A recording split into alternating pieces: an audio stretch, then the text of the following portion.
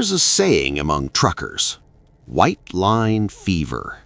It's that hypnotic state you get into when you've been staring at the road for 10 hours straight. You start to see things that aren't there. Shadow people, black dogs running across the highway. I always thought those were just stories to scare the rookies.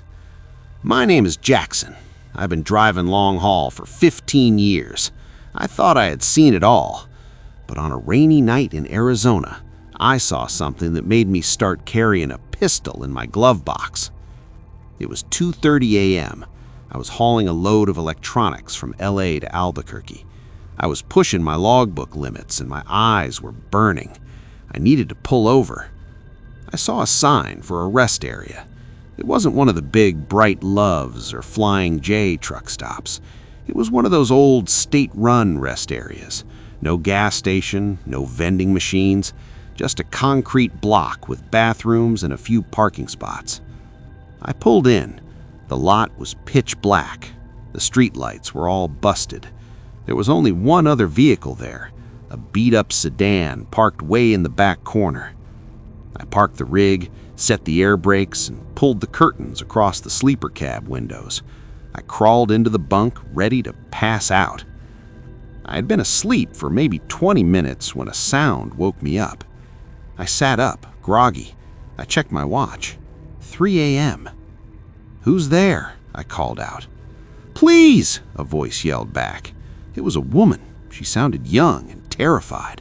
"Please let me in! My boyfriend kicked me out of the car. It's freezing." My instinct was to help. It was 40 degrees outside and raining. But truck drivers have strict rules. You never open the door for anyone. Not at 3 a.m., not in the middle of nowhere. I crawled to the driver's seat and peeked through the crack in the privacy curtain. Standing on the step of my truck, looking up at the window, was a young woman. She was soaking wet, wearing a t-shirt and jeans. She was shivering. "I can't let you in, miss," I said through the glass. "Company policy, but I can call the highway patrol for you." Her face changed. The desperate look vanished. Her eyes narrowed. "Just open the door!" she screamed. She pounded on the glass with her fist. Thump, thump. "I don't want the police. I want a ride." Something felt wrong. The hair on the back of my neck stood up. I grabbed my phone to dial 911. As I unlocked the screen, the light from the phone illuminated the side mirror, the big convex mirror that lets you see down the side of the trailer. I froze.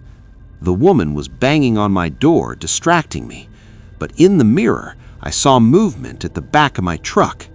2 men were crawling out from underneath the trailer. They were dressed in dark clothes. One of them was holding a pair of massive bolt cutters. The other had a tire iron. They weren't there to help, and she wasn't a victim. She was the distraction. She was keeping my eyes on the front of the cab so I wouldn't notice her friends breaking into the cargo doors in the back. "Get away from the truck!" I yelled. I slammed my hand on the air horn. The woman flinched, covering her ears. I turned the key. The diesel engine roared to life. "He's awake! Go! Go!" the woman screamed to the men in the back. I released the parking brake. I didn't care about the cargo. I just wanted out of there. As I put it in gear, I heard the sound of metal tearing. The men in the back were trying to pry the lock bar open. I floored it. The truck lurched forward. The woman on the step had to jump off into the mud to avoid falling under the wheels. I watched in the mirror as I sped out of the parking lot. The 2 men chased the truck for a few yards, waving the tire iron, screaming curses. I didn't stop until I was 50 miles down the road at a well-lit Flying J. I called the police. 2 hours later, an officer met me to take a report. We checked the back of the trailer. The padlock was cut, the seal was broken, but the door latch was jammed. They hadn't managed to get it open before I took off. The officer looked at me grimly.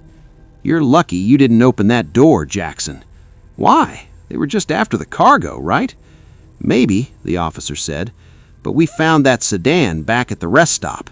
It was stolen, and inside the trunk, we found zip ties, duct tape, and a tarp." He paused. You weren't just thieves. Thieves run when the horn blows. These guys tried to break in while you were moving. They didn't want the TVs you were hauling. They wanted the truck, and they needed to get rid of the driver to take it. I realized then that if I had opened that door to help the shivering girl, I would have been in the trunk of that sedan. I still drive that route, but now when I sleep, I use a ratchet strap to tie the doors shut from the inside, and I never, ever stop at rest stops that don't have lights.